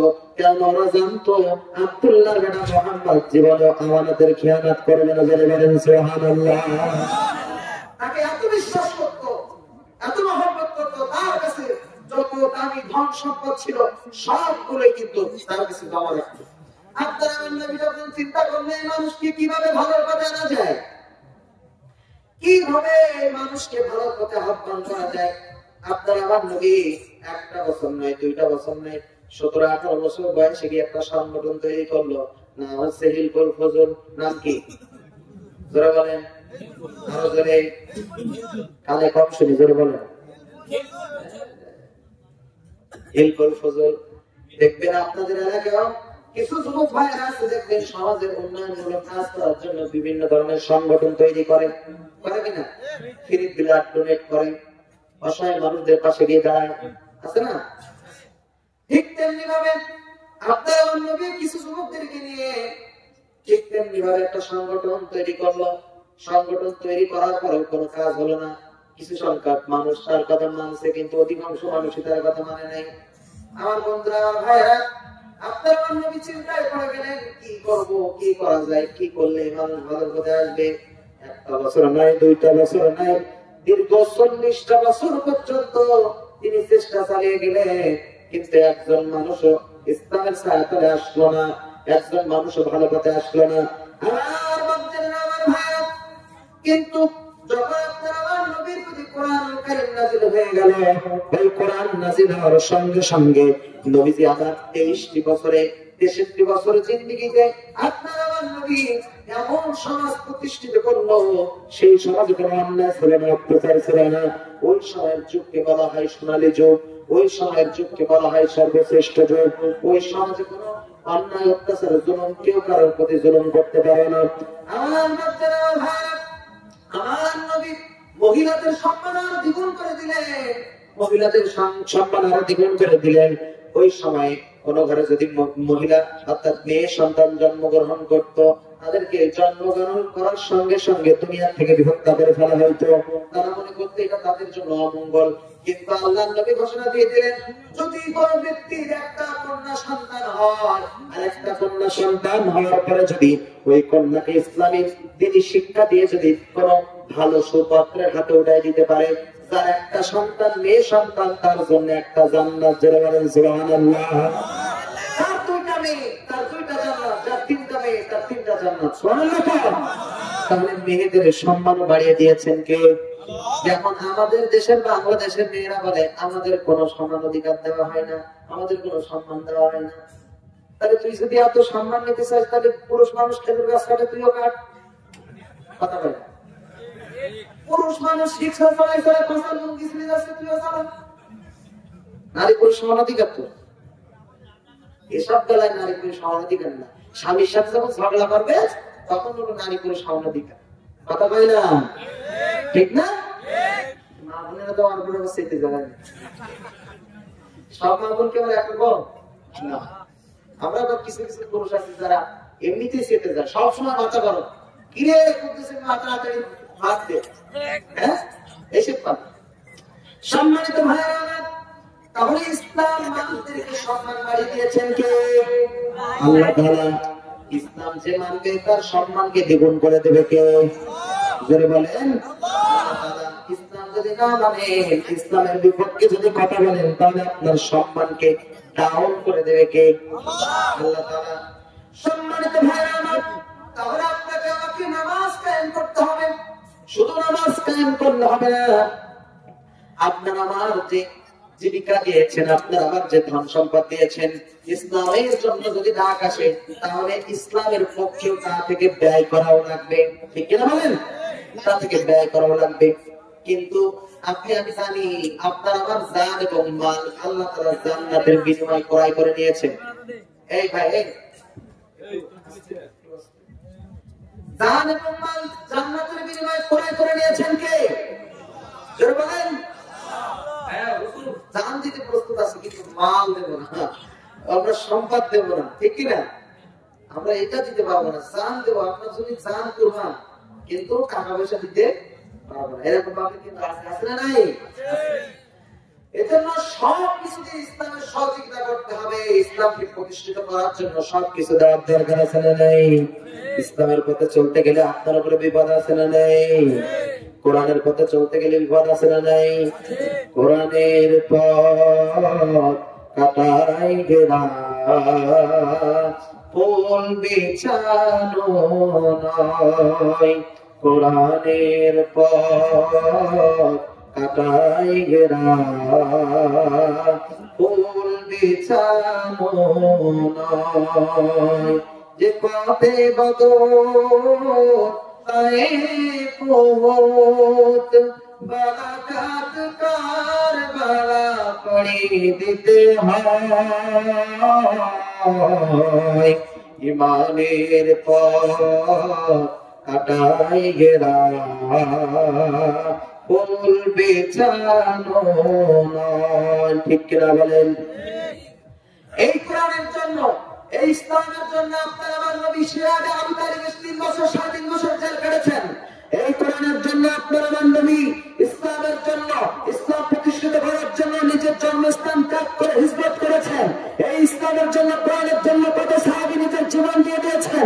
এই ইসলামের জন্য, কোরআনের জন্য কত সাহাবী তার ধন সম্পদ ত্যাগ করেছেন। শুধু তাই নয়, আপনি যদি আপনার পার্শ্ববর্তী দেশের দিকে লক্ষ্য করেন, আমাদের বাংলাদেশের লক্ষ্য করেন, এই কোরআনের জন্য কত মানুষ আজকে আমরা বাংলাদেশে বাড়ি থাকতে পারে না। এই কোরআনের জন্য কত মানুষ মিথ্যা মামলা দিয়ে জেলের ভিতরে আছে। এই কোরআনের জন্য কত মানুষ মিথ্যা মামলা খেয়ে আজকে দীর্ঘদিন যাবৎ এই কারাগারে বন্দী আছে। এই কোরআনের পথে চলতে গিয়ে আপনারা জানেন, কোরআনের পথে আল্লাহ বেরিয়ে আছেন সৌদি। কোরআনের পথে বলতে গিয়ে জেলের ভিতরে ঢুকে ঢুকে ঢুকে মৃত্যুবরণ করেছে। কথা ঢুকে না, শুধুমাত্র একটা অপরাধ, সেটা হচ্ছে কোরআনের কথা বলা। কি অপরাধ? সেটা হচ্ছে কোরআনের কথা বলা। সুতরাং আপনাকে আমাকে ভয় পেলে চলবে না। আপনি আমি মুসলমানের জাতি, আপনি আমি সিংহের জাতি। ওরা জানে না নাস্তিক মোটরা সাহেবের দলেরা জানে না মুসলমানের যেমন ভালো ঠিক তেমনি হুঙ্কার দিতে জানে। মুসলমানদের হুঙ্কার সম্পর্কে ওদের ধারণা নেই। মুসলমানরা যদি চায় 1 ঘন্টার মাধ্যমে সারা বিশ্বে ইসলাম প্রতিষ্ঠিত করতে পারে। কথা বলতে সম্মানিত ভাইরা, এজন্য ছাড় হবে না। এখন থেকে চিন্তা ভাবনা আপনার থাকতে হবে, কোন জায়গায় ছাড় দেওয়ার কোনো অপশন নাই। এতে কি করে মাত্রাটা ভাবের একটা কি বলে না, তাই করতে হবে। যেখানে অন্যায় সেখানে আপনাকে আমাকে প্রতিবাদ করতে হবে। কথা বলেন ঠিক কিনা? সম্মানিত ভাইরা আমার, তাহলে আমি বলছিলাম নামাজ কায়েম করতে হবে, আপনার যে অর্থ সম্পদ তা থেকে ব্যয় করতে হবে। এগুলো করতে পারলে আপনি আমি মুমিন বান্দার কাতারে পড়বো। এবার আসেন, আপনাদেরকে বলেছিলাম কোরআনের সাথে সম্পর্ক না থাকলে শাস্তি কয়টা? জোরে বলেন, জোরে। মনে আছে তো? আমি কিন্তু অনেক ধরবো যে আপনারা আলোচনা শুনতেছেন কিনা মনোযোগ সহকারে। এবার আসেন, তার আগে বলে নি, ইমানদার যারা হবেন তাদের অন্তরে একজনের ভয় রাখতে হবে, তিনি কে? জোরে বলেন, আল্লাহ তাআলা। আল্লাহ পাক রব্বুল আলামিন ডাক দিয়ে বললেন, ইয়া আইয়ুহাল্লাযীনা আমানু তাকুল্লাহা হাক্কা তুকাতিহি ওয়া লা তামুতুন্না ইল্লা ওয়া আনতুম মুসলিমুন। জোরে বলেন আল্লাহু আকবার। ইমানদার যারা দাবি করবা, তোমরা কি আল্লাহকে ভয় করার মতন ভয় করা লাগবে। কি করতে হবে? ভয় করার মতন ভয় করা লাগবে। আর প্রকৃত মুসলমান না হওয়া পর্যন্ত তোমরা কবরে এসো না। কেননা কবর বড় খারাপ জায়গা। এই কবর বড় খারাপ জায়গা। এই কবর যদি আপনার আমার জন্য ভালো না হয়, আপনার ফুলসিরাত, আখিরাত, হাসর নাসর যা কিছু আছে সবকিছু খারাপই হবে। এজন্য আল্লাহ বললেন, তোমরা মুসলমান না হয়ে জন্য মৃত্যুবরণ করে না। এখন আপনি আমি ভাবতেছি যে হুজুর, আমার বাপ দাদা তো সবাই মুসলমান, আমরা তো মুসলমান ঘরে জন্মগ্রহণ করেছি। শুধু মুসলমান ঘরে জন্মগ্রহণ করলে মুসলমান হওয়া যায় না, আগাটা থাকলে মুসলমান হওয়া যায় না। মুসলমান হতে গেলে কিছু কিছু কোয়ালিফিকেশন আছে। ওই যে বললাম, আপনাকে আমাকে নামাজ কায়েম করা লাগবে, আপনাকে আমাকে যে অর্থ সম্পদ দিয়েছে ইসলামের জন্য তা ব্যয় করা লাগবে, আপনার শরীরের রক্ত ব্যয় করা লাগবে, আপনার জীবন দেওয়া লাগবে, আপনার সন্তান সন্ততি আল্লাহ তাআলা দিয়েও পরীক্ষা করবে, না দিয়েও পরীক্ষা করবে, ধন সম্পদ দিয়েও পরীক্ষা করবে, না দিয়েও পরীক্ষা করবে। কিন্তু যদি আপনার মনের ভিতরে একমাত্র আল্লাহর ভয় থেকে থাকে, তাহলে দুনিয়ার জমিনে আপনার দ্বারা কখনো আর খারাপ কাজ হতে পারে? হতে পারে? যাদের হৃদয়ে আছে আল্লাহর ভয়, তারা কভু পথ ভুলে যায় না। সবাই বলেন, যাদের হৃদয়ে আছে আল্লাহর ভয়, তারা কভু পথ ভুলে যায় না। আল্লাহর প্রেম ছাড়াই দুনিয়ায় কারো কাছে কোনো কিছু চাই না। ঠিক কিনা? যাদের অন্তরে আল্লাহর ভয় থাকবে, যাদের মনের ভিতরে আল্লাহর ভয় আছে, ওরা দুনিয়ায় শত শত টাকার মুখে লাথি দিয়ে ইসলামের জন্য জীবন কোরবান দিতে প্রস্তুত আছে। ভগবান ঠিক কিনা? এরা শুধুমাত্র একমাত্র একজনকে ভয় পায়, তিনি কে? আরো জোরে বলেন, তিনি কে? তিনি দুনিয়ার কোন পার্টি নেতাকে ভয় পায় না, দুনিয়ার কোন ক্ষমতাসীন ব্যক্তিকে ভয় পায় না, দুনিয়ার শত শত কোটি টাকার মালিক যদি সে হয়ে থাকে, তার কাছে মুসলমান জাতি কখনো মাথা নত করতে পারে না। ভগবান ঠিক কিনা? আমাদের কোরআনের পার্টিকে আহ্বান দেওয়া হয়েছিল যে আল্লাহ রাসূল সাইডে আপনাকে মুক্তি করা হবে একটি শর্তে। সেই শর্তটা হচ্ছে, আপনি মুক্তি পাওয়ার পরে আপনি কোনো কোরআনের দাওয়াত দিতে পারবেন না, আপনি সঠিক কথাগুলো বলতে পারবেন না। কিন্তু কোরআনের পাখি উত্তরে জবাব দিয়েছিল, আমি যতদিন পর্যন্ত দুনিয়ায় বেঁচে থাকবো ততদিন পর্যন্ত এই কোরআনের কথা বলে যাবো। তোমরা আমাকে যদি আজকে ফাঁসির কষ্ট ছড়িয়ে দাও, তারপরে তোমাদের কাছে আমি কখনোই মাথা নত করবো না। যেমন সুবহানাল্লাহ। এইরকম ঈমান আপনার আমাকে থাকতে হবে। ঠিক কিনা বলেন? তাম পৃথিবীর মানুষ সাইদি সাহেব মারা যাওয়ার পরে তার জন্য দোয়া করেছে। ঠিক কিনা বলেন? তিনি যেদিন মারা গিয়েছেন সেদিন আল্লাহি, আল্লাহর কসম, আমার চোখে অন্তত ঘুম আসেনি। নিজের মানুষ মারা গেলে তো এমন কষ্ট হবে না আমি মনে হই না। মানে নিজের মানুষ মারা গেলে তো কিছু সময় পরে ঘুম তো আসে, কিন্তু সেই দিন সারা দিন সারা রাত কোন চোখে ঘুমই আসে না। আমি তখন ঢাকায় ছিলাম। আমি একটা কনফিউজ, আমার তখন প্রচুর জ্বর, শরীর খারাপ, দুর্বল। আমি খালি এইটা অপেক্ষায় ছিলাম যদি ঢাকায় জানাজা হয়, মানে আমি ওখান থেকে আবার ঢাকা একটু দূর, যেখানে জানাজাতে হবে, তো ওইখানে আমি চলে যাবো। কিন্তু আমি যেতে পারিনি। দেখলাম পুলিশ প্রশাসন তাকে নিয়ে চলে গেল তার গ্রামের অঞ্চলে। তার মানে ওই বাতিল শক্তিদের মনের ভিতরে একটা ভয় আছে, যদি আজকে এখানে জানাজা করতে দেওয়া হয়। আল্লামা সাইদিকে তো সকল শ্রেণীর মানুষ ভালোবাসে, হিন্দু বলেন, বৌদ্ধ বলেন, খ্রিস্টান বলেন, আল্লামা সাইদিকে ভালোবাসেন এমন লোক পাওয়া যায় না। হয়তো এখন বলতে পারতেছে না মুখ ফুটে দল করতে গিয়ে, কিন্তু অধিকাংশ মানুষ আমরা জানি, আমাদের সঙ্গে অনেক মানুষ বুকে বুক জড়িয়ে ধরে কান্না করে সাইদি সাহেব কেমন আছে, এগুলো বলতো। সকল শ্রেণীর মানুষ তাকে মহব্বত করতো, ভালোবাসত, কিন্তু তাদের মনের ভিতরে আতঙ্ক। ওই যে শরীর মন কি পুলিশ পুলিশ, ওদের মনের ভিতরে আতঙ্ক। যদি ঢাকায় জানাজা হয়, ঢাকায় যদি জানাজা হয়, তাহলে এই দেশ সরকার হয়ে যাবে, এই দেশটার দেশ থাকবে না, আমাদের ক্ষমতাতে থাকবে না। এই জন্য তারা বুদ্ধি করে তার জন্মস্থানে নিয়ে চলে গেল। কিন্তু তারপরেও কি আমাদের হৃদয় থেকে ওই সাইদি সাহেবের যে ভালোবাসা নাকি কমাইতে পারছে? আপনারা তো অনেকে চিনেন, তাকে চিনেন না? আল্লাহ তাআলা তাকে জান্নাতের মেহমান হিসেবে কবুল করুন, বলেন আমিন। সম্মানিত ভাইরা আমার, তাহলে বলছিলাম কোরআনের সাথে যদি সম্পর্ক না রাখেন শাস্তি থাকবে দুইটা। জোরে বলেন কয়টা? এবার কিন্তু মূল আলোচনায় ঢুকতেছি, খুব মনোযোগ সহকারে শুনবেন। আল্লাহ পাক রব্বুল আলামিন ডাক দিয়ে বললেন, ওয়ামান আরাদা আন যিকরি ফাইন্না লাহু মাঈশাতান দানকা ওয়া নাহশুরুহু ইয়াওমাল কিয়ামাতি আ'মা।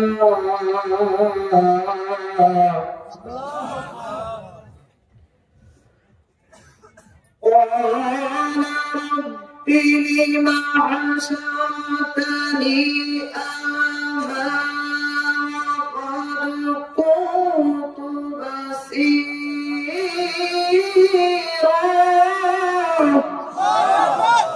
আল্লাহ ডাক দিয়ে বললেন, বান্দা শোনো শোনো। আমরা বললাম আল্লাহ বলেন, কি বলবেন? আল্লাহ বললেন, যিকরি, হে বান্দারা শোনো, তোমরা যারা আমি আল্লাহর কোরআন থেকে মুখ ফিরে নিয়েছো, তোমাদের শাস্তি দেব দুইটি। এক নাম্বার শাস্তি তোমাদেরকে দুনিয়ায় দেওয়া হবে, দুই নাম্বার শাস্তি তোমরা মৃত্যুবরণ করলে দেওয়া হবে। এক নাম্বার শাস্তি কি? আমরা বললাম আল্লাহ এক নাম্বার শাস্তি কি একটু বলেন। আল্লাহ বললেন, ওমান আরাদা যিকরি ফাইন্না লাহু মাঈশাতান দানকা। যারা আমার জিকির থেকে মুখ ফিরিয়ে নেবে, যারা আমার কোরআন থেকে মুখ ফিরিয়ে নেবে, তাদের এক নাম্বার শাস্তি হবে তাদের জীবন জিন্দেগিতে কোনো কিছুতেই শান্তি থাকবে না। শান্তি থাকবে না, শুধু অশান্তি আর অশান্তি। এবার কেমন অশান্তি? আমাদের দেশে যখন বিভিন্ন জায়গায় প্রোগ্রামে দেয়, অনেক বড় বড় নেতা, এমপি, চেয়ারম্যান, নেতা, মন্ত্রী, তাদের সাথে আমরা মুসাফা করি, খাওয়া দাওয়া করি। তখন যখন ডাক দিয়ে বলি ভাই আসেন একসঙ্গে খায়, তখন বলে হুজুর না না আমার সমস্যা আছে। কি সমস্যা? এত সুন্দর সুন্দর মাংস রান্না করেছে, গরুর গোশ, ছাগলের গোশ। আপনাদের এদিকে তো গোশের দাম কম, আমাদের এদিকে আবার বেশি। ছাগলের গোশ 1000 টাকা, গরুর গোশ 600-700 টাকা। এত কষ্ট করে আয়োজন করলো। মুরগির গোশ, মাছ আছে, আবার হুজুরদেরকে বড় মহব্বত করে। একটা মুরগি যদি ডিম পাড়ে হুজুরের জন্য রেখে দেয়, কথা কেন রেখে দেয় না? মসজিদে পাঠায় যায় না, হুজুরকে দিবাই ডিমটা। একটা লাউ হইলে, কদু হইলে সেটাও বাড়ায় যায়, ঠিক না? এত সুন্দর করে রান্না বান্না করেছে, 7 রকম আইটেম। আমাদের ওইদিকে আবার হরিণীর গোশত পাওয়া যায়, হরিণীর গোশত রান্না। তাহলে এত সুন্দর সুন্দর আইটেম থাকতে ভাই আপনি কেন খাবেন না? বলে ভাই খাইতে তো মনে চায়, কিন্তু আমার একটা সমস্যা, আমার হচ্ছে ডায়াবেটিস। আমার কি? ডায়াবেটিস। সকালে একটা রুটি, রাতে একটা রুটি, দুপুরে 1 মুঠো ভাত, এর বেশি যদি আমি খাই তাহলে জায়গায় হবো আমি খাই। জায়গায় কি হবে? আমার বাঁচার কোনো জায়গায় নেই। ওর পিছন দিকে যদি আপনি খোঁজ দেন, ওর জীবন স্তর যদি আপনি খোঁজ দেন, ও যে কাজকর্মগুলো করে সব কোরআন বিরোধী, ও যে কাজকর্মগুলো করে সব ইসলাম বিরোধী, ও যে কাজকর্মগুলো করে সব কোরআনের বিপক্ষে, ও যে কাজকর্মগুলো করে সব কোরআনে যেটা নাই সেটা করে থাকে। ও অসহায় মানুষদের উপর অত্যাচার করে, জুলুম করে। যেখানে কোরআনের মাহফিল হয় সেখানে 144 ধারা জারি করে, যেখানে হুজুররা সত্য কথা বলে, কোরআন থেকে যখন কোরআনের সঠিক কথা বলতে শুরু করে তখন হুজুরদেরকে ধমক দেয়। এইরকম নেতা আপনাদের দেশে আছে না নেই? নেই আপনাদের দেশে, আমাদের দেশে আছে। আমাদের দেশে এরকম নেতার অভাব নেই। ওর জীবন স্ত্রীতে আপনি যদি খোঁজ নেন, ওর যত কাজ সব ইসলামের বিপক্ষে। কিন্তু দেখছেন আল্লাহ কোন জায়গায় মারছে? ওর হাতে মারে, ওর মারছে কোথায়? হাতে। ও খাইতে পারবে না, ওর টাকা পয়সার তো অভাব নেই, কোটি কোটি টাকা, কিন্তু ও কি করতে পারবে না? খাইতে পারবে না, ওখানে দেখবে, দেখাটাই শান্তি। কি খাইলে পর জায়গায় সব ডায়াবেটিস রোগী তো এমন সবাই কি এমন না, এটা তাদের ক্ষেত্রে বললাম যারা ইসলামের বিপক্ষে। আর অনেক ডায়াবেটিস রোগী আছেন তারা মনে হয় আমাকে বিরুদ্ধে এগুলো কিন্তু হবে না। সম্মানিত ভাইরা আমার এবার আসেন, কোটি কোটি টাকার মালিক, দেখা যায় ছেলে এমন একটা আল্লাহ তাআলা দিছে, ছেলে মদ গাঁজা খেয়ে রাস্তায় পড়ে থাকে। 12টার সময় যখন মদ খেয়ে আসে, গাছের সাথে চুল খায়, চুল খেয়ে বলে আই এম সরি, আমি দেখতে পাইনি। আছে না নাই? কথা বলে না? এরকম সন্তান আছে না নাই? তাহলে ওই সন্তানের জন্য ওই বাপ মার জীবনে কোনো শান্তি নাই। শুধু তাই নয়, অর্থ সম্পদের কোনো অভাব নাই। বাড়িতে এমন একটি মেয়ে আছে বিপদে ভাবে চলাফেরা করে, বাপের মান সম্মান নাক কেটে দিছে, বাপের কোনো মান সম্মানই নাই, সুস্থান গেঞ্জি টেঞ্জি করে ঘুরে বেড়ায়, বাপ আমার হাজি সাহেব। এরকম মানুষও কিন্তু আছে, আছে না? তারা কি মান সম্মান আছে? এবার একজন চাষি মানুষ, দিন মজুর মানুষ, আপনাদের এখানে যারা চাষবাস করে তাদের কি বলে? চাষি বলে না? আপনাদের এখানে জমির দাম কত? মানে লিভার খরচ কত? এই সারাদিন কাজ করেন 500 টাকা ধরে আপনি ইনকাম করেন। আপনার সামনে মনে করেন আপনি বাংলাদেশের মানুষ, এখন 500 টাকা দিয়ে আপনি কি বা কিনবেন? 500 টাকায় 1 কেজি গরুর গোশত হবে না। আপনি কিনলেন, কেনার পরে যাই কিনেছেন, ঝাল কেনেন, মরিচ কেনেন। আমাদের ওদিকের মানুষ আমার পান্তা ভাতের সাথে মরিচ ঢেলে খায়, এটাই নাকি ওদের বড় খাওয়া দাওয়া।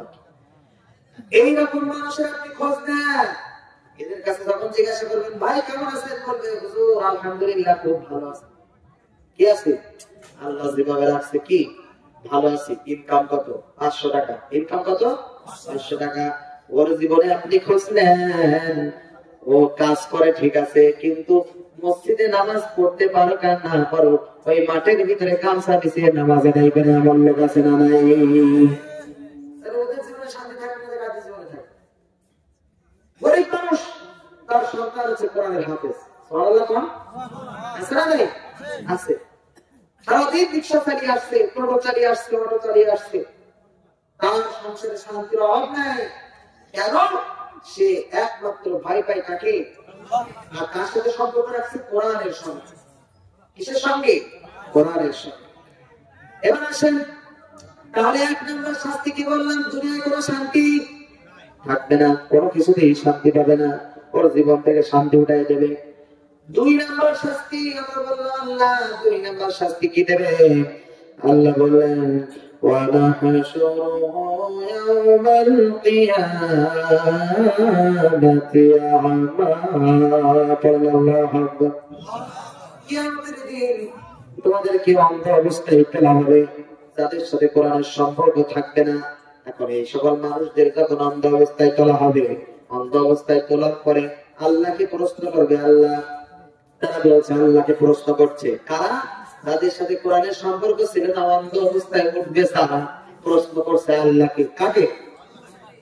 আল্লাহকে প্রশ্ন করছে।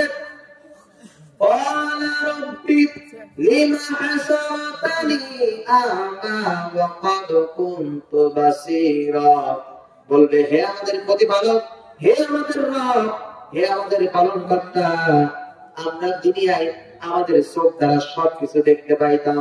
আমরা আমাদের দুনিয়ায় থাকতে আমরা চোখ দ্বারা সকল নাচ নিয়ামত দেখতে পাইতাম, কিন্তু আজকে এই কঠিন হাসরের ময়দানে, কঠিন কিয়ামতের ময়দানে আমাকে অন্ধ করে কেন উঠানো হলো? আল্লাহ তাদের প্রশ্নের জবাবে ডাকতে বললেন كذلك أتتك آياتنا فنسيتها وكذلك اليوم تنسى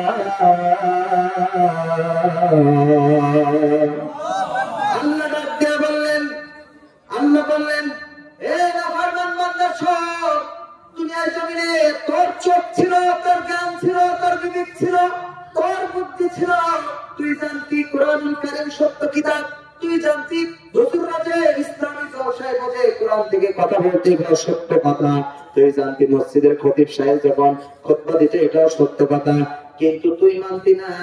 তোর ক্ষমতার পাওয়ারে তুই তাদের উপরে জুলুম করতি, তুই ক্ষমতা পাওয়ার পরে কোরআনের বিপক্ষে চলতি, তুই ক্ষমতার পাওয়ারে তাদের উপরে জুলুম নির্যাতন করতি। সুতরাং সেদিন যেমন জ্ঞান বিবেক বুদ্ধি থাকা পরে তুই আমাদের কোরআন থেকে মুখ ফিরে নিয়েছিলি, আজকে আমি আল্লাহ তাআলা ঠিক তেমনি ভাবে আজকে তোদেরকে অন্ধ করে দিয়ে আমি তোদের দিক থেকে মুখ ফিরে নিলাম। বলে বলেন নাউজুবিল্লাহ। তাহলে আপনার আমার দিক থেকে যদি আল্লাহ চোখ ফিরিয়ে নেয়, তাহলে আপনাকে আমাকে কোন বাবা জান্নাতে নিয়ে যাবে? পারবে কেউ? পারবে কেউ? আমরা সকলে এই জান্নাতে যেতে চাই, চাই কিনা? জোরে বলেন। আল্লাহ তাআলা আমাদের সকলকে একসাথে জান্নাতে যাওয়ার তৌফিক দান করুন। হয় না আমিন? এখনো যারা পাইনি দান কোরআনের মিছিলে, এখনো যারা পাইনি দান কোরআনের মাহফিলে, শুনিয়ে দে চলো সত্য বাণী, শুনিয়ে দে চলো সত্য বাণী, পথ বাদলে দে আমলে, বলে দে বুকে টেনে জান্নাতে একা আমি যাব না তো ভাই, তোমাকেও জান্নাতি দলে নিতে চাই। সবাই জান্নাতে একা আমি যাব না তো ভাই, তোমাকেও জান্নাতি দলে নিতে চাই। সালাতে আসো যদি প্রতি আজানে, জেনে রেখো এলে তুমি ফুল বাগানে। সালাতে আসো যদি প্রতি আজানে, জেনে রেখো এলে তুমি ফুল বাগানে। যে বাগে রহম ঝরে হয় রসদাই, যে বাগে রহম ঝরে হয় রসদাই, শুধু তাই আহা শুধু তাই, তোমাকেও জান্নাতে দলে নিতে চাই। জান্নাতে একা আমি যাব না তো ভাই, তোমাকেও জান্নাতে দলে নিতে চাই, তোমাকেও জান্নাতে দলে নিতে চাই। সাথী হলে তুমি কিয়ামতের দিনে, আল্লাহর রঙে হবে দুনিয়া রঙিন, আসবে আবার রাশেদার যুগ, আসবে আবার রাশেদার যুগ, মজলুম ফিরে পাবে রহমের দিন। এই পথ আল্লাহ রাসূলের পথ, যেই পথে সর্বদা থাকে রহমত। এই পথ আল্লাহ রাসূলের পথ, যেই পথে সর্বদা থাকে রহমত। প্রাণে প্রাণে নাজাতের বাজবে সদাই, প্রাণে প্রাণে নাজাতের বাজবে সদাই, শুধু তাই আহা শুধু তাই, তোমাকেও সে মিছিলে স্বাগত জানাই। জান্নাতে একা আমি যাব না তো ভাই, তোমাকেও জান্নাতে দলে নিতে চাই। এখনো যারা পাইনি যাওয়া কোরআনের মিছিলে, এখনো যারা পাইনি যাওয়া কোরআনের মিছিলে, শুনিয়ে দে চলো সত্য বাণী, শুনিয়ে দে চলো সত্য বাণী, পথ বাদলে দে আমলে, বলে দেই বুকে টেনে, জান্নাতে একা আমি যাব না তো ভাই, তোমাকেও জান্নাতি দলে নিতে চাই, তোমাকেও জান্নাতি দলে নিতে চাই, তোমাকেও জান্নাতি দলে নিতে চাই। আমিন। আমরা সকলেই জান্নাতে একসাথে যেন যেতে পারি, আল্লাহ কবুল করুন, পারেন আমিন। আপনি যদি জান্নাতে গিয়ে দেখেন আপনার প্রতিবেশী একজন জাহান্নামী, আপনি কি এটা খুশি হবেন? অনেকে আবার খুশি হবেন যে দুনিয়া হয়তো শত্রুতা ছিল, ও তখন বলবে আমার সাথে বেশি বাড়াবাড়ি করলেন না, এবার থাক। এরকম করবেন নাকি? আল্লাহ তাআলা আমাদের সকলকে একসাথে জান্নাতে যাওয়ার তৌফিক দান করুন, বলেন আমিন। সম্মানিত ভাইয়েরা আমার, তাহলে দুইটা শাস্তি, এক নাম্বার দুনিয়ায় কোনো শান্তি পাবেন না, দুই নাম্বার আপনার জীবন থেকে আল্লাহ তাআলা কঠিন হাসরের ময়দানে অন্ধ অবস্থায় উঠাবে, কেউ আপনাকে জান্নাতে নিয়ে যেতে পারবে না। এবার আসলে ছোট্ট একটা ঘটনা বলি, এই ঘটনা বলে শেষ করে দেবো ইনশাআল্লাহ। আমরা কিতাবের ভিতরে পাই একজন মূর্খ মানুষ, কোরআনুল কারীমের তার কোনো জ্ঞান নাই, দিনই কোনো ইলম নাই, কিন্তু হুজুরদের খুব মহব্বত করে, কোরআনকে খুব ভালোবাসে, কিন্তু কোরআন পড়তে পারে না। কি পারে না? কোরআন পড়তে পারে না, মূর্খ মানুষ। কিন্তু প্রতিদিন যখন সে চাষের কাজ অথবা দিন মজুর করে বাসায় আসতো, বাসায় এসে উযু বানিয়ে একটা কিতাব সে নিত, ওই কিতাবটা নিয়ে বুকের ভিতরে জড়িয়ে ধরতো, সুমা খাইতো আর কান্না করতো। এই ব্যক্তি হঠাৎ একদিন মারা গেল। মারা যাওয়ার পরে তার দুইটা সন্তান, ওই সন্তান দুইটা চলে গেল একজন বুজুর্গ মানুষের কাছে, গিয়ে বললেন, চাচা আমার বাবা তো দুনিয়া থেকে বিদায় হয়ে গিয়েছে, কিভাবে দাফন কাফন করবো আমি তো জানি না। আজকে কথাটা পিতা হলো সত্য কথা, আমাদের ঘরে এমন সন্তান আছে যে এখনো সূরা ফাতিহা পড়তে পারে। কথা কয় সূরা ফাতিহা কি তাও বোঝানো না, কয় আলহামদুলিল্লাহ। কি সূরা আলহামদুলিল্লাহ কতদিন আগে গেছে সূরা তো বলে, তাই না? ভাই সূরা ইখলাস তো বলে না, তো কুল আল্লাহু এটা বলে দিন আছে না? আছে। এই সূরাগুলো এখনো পড়তে পারে না, জানাজা তো দূরের কথা। এবার আসেন, আপনি মারা গেলেন, সাপোজ আমার বাবা মারা গেছে মনে করেন, এখন আমার বাবার জানাজা আমি যেভাবে পড়াবো, আমার বড় চাচা মারা গেছিল, এই 3-4 বছর হয়েছে, আমার বড় চাচা মারা গেছিল, জীবনের ফার্স্টে আমি জানাজা পড়েছি নিজেদের ফ্যামিলির ভিতরে। তো এই চাচা যখন মারা গেল, আমাকে ব্যাপক যত্ন করতো, তার সন্তান দেখছে আমাকে বেশি মহব্বত করতে, যেহেতু হুজুর মানুষ, আমাদের মাদ্রাসা দেখেন তো, এমনি মাদ্রাসা যারা পড়ে ওদের ভালোবাসার মানুষের অভাব আছে নাকি? সকলে মহব্বত করে, আর তখন ছোট ছিলাম, তো আমাকে ব্যাপক ভালোবাসতো। ওই চাচা জানাজা যখন আমি পড়াচ্ছি, তখন মনে হচ্ছে জানা আমার কলিজাটা ফেটে যাচ্ছে, আমার কলিজাটা ফেটে যাচ্ছে, চোখ দিয়ে দরদর করে পানি বেরোচ্ছে। আল্লাহি ভাই, আল্লাহর কসম, তারপর বহু জানাজা পড়াইছি, কোনদিন একটু চোখ দিয়ে পানি বেরোলো। তার মানে কি? নিজের মানুষ যেভাবে দোয়া করবে, পরের মানুষ ভাড়া নিয়ে গেলে সেভাবে করবে। আমার আমি চাচ্ছি আপনি হাদিয়া দেবেন আর 500 টাকা। কত টাকা? আপনার সন্তান যদি আপনার জানাজা পড়ে, আপনার ছেলে যদি আপনার জানাজাটা পড়ায়, তাহলে আপনি একটু ভাবেন তো সে কিভাবে পড়াবে। কথা বুঝতে পারছেন? তাহলে তার দোয়া কবুল হবে নাকি যে হুজুর ও কিছু করতেছে কিনা তো ঠিক নেই। হুজুরের ধান যত নামাজ শেষে কয় টাকা দেয়? 500 না 1000? ঠিক না? দেখি তো এটা হবে না।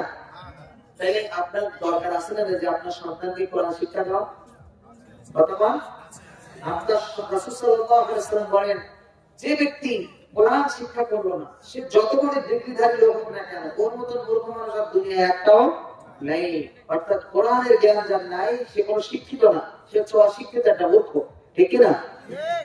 তাহলে কোরআনের জ্ঞান আগে আপনাকে দিতে হবে, আপনার সন্তানকে আপনি কোরআনের জ্ঞান দেন। আমাদের দেশে এখন ভাই শিক্ষার যে অবস্থা, আমি শিখেছি, আমরা ধর্ম শিক্ষার ক্লাস হইতে, আমাদের দেশে এখন ধর্ম ক্লাসই নেই, পরীক্ষার কোনো নাম্বারই দেন। আমরা যা শিখেছি হয়ে গেছে, এখন সব বলে মানে এখন শিখায় আমাদের আদি পিতা ছিল ভালো, কি ছিল? আমাদের নাতি ছিল বানর, আমার প্যাক প্যাক ব্যাং ব্যাং এইসব দেখছেন না নেটে, এইসব শেখাচ্ছে। তাহলে এই জাতি কি শিখবে? এজন্য আপনাকে নিজ দায়িত্বে আপনার সন্তানকে কোরআনের শিক্ষা দেওয়ার দরকার আছে না নাই? এই সন্তানকে যদি কোরআনের শিক্ষা দিতে পারেন, তারপরে আপনার সন্তান যদি ডক্টর হয়, পুলিশ হয়, বিএসএফ হয়, র্যাব হয়, আর্মি হয়, যাই হোক না কেন, এর দ্বারা একটা কাজও খারাপ কাজ হবে না। ঠিক কিনা বলেন? কারণ এর ভিতরে জ্ঞান আছে কিসের? কোরআনের জ্ঞান। এজন্য কোরআনের জ্ঞান আপনাকে আমাকে দিতে হবে, মাস্ট বি, ইনশাআল্লাহ। যে কথা বলছিলাম, ওই মুরব্বী যখন দুনিয়া থেকে বিদায় হলো, ওই সন্তানেরাও জানাজা পড়তে জানে না। একটু মনের দিলের কান দিয়ে শোনেন, দেখেন অস্ত্র কাজে লাগে কিনা। ওই মুরব্বীর সন্তানরা চলে গেল এক এলাকায়।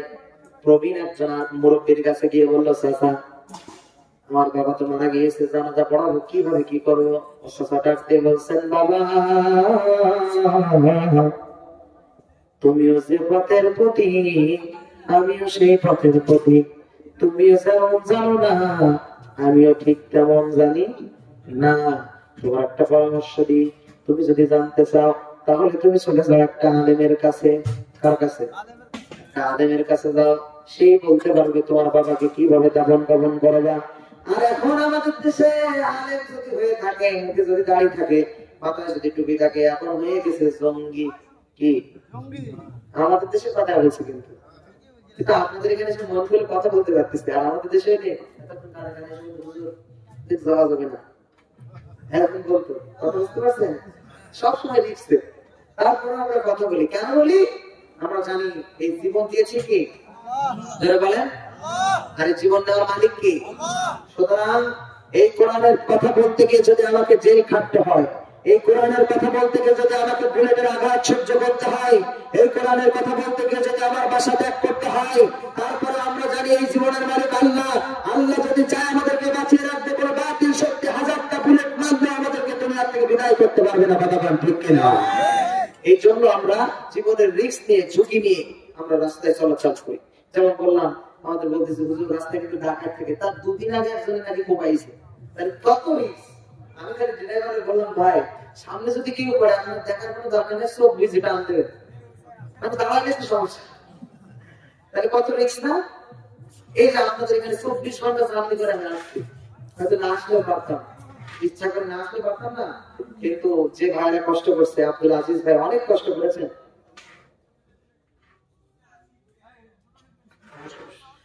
আব্দুল আজিজ ভাই উনি ফোন দিতেন। আব্দুল আজিজ ভাইয়ের যে ভাইরা আছে, মিলন ভাই, উনিও প্রতিনিয়ত আমাকে ফোন দিতেন, ভাই আপনি না আসলে বিশাল একটা মান সম্মানের ভেতরে পড়ে যাবো। আলহামদুলিল্লাহ আমি 6 মাসের ভিসা পেয়েছি।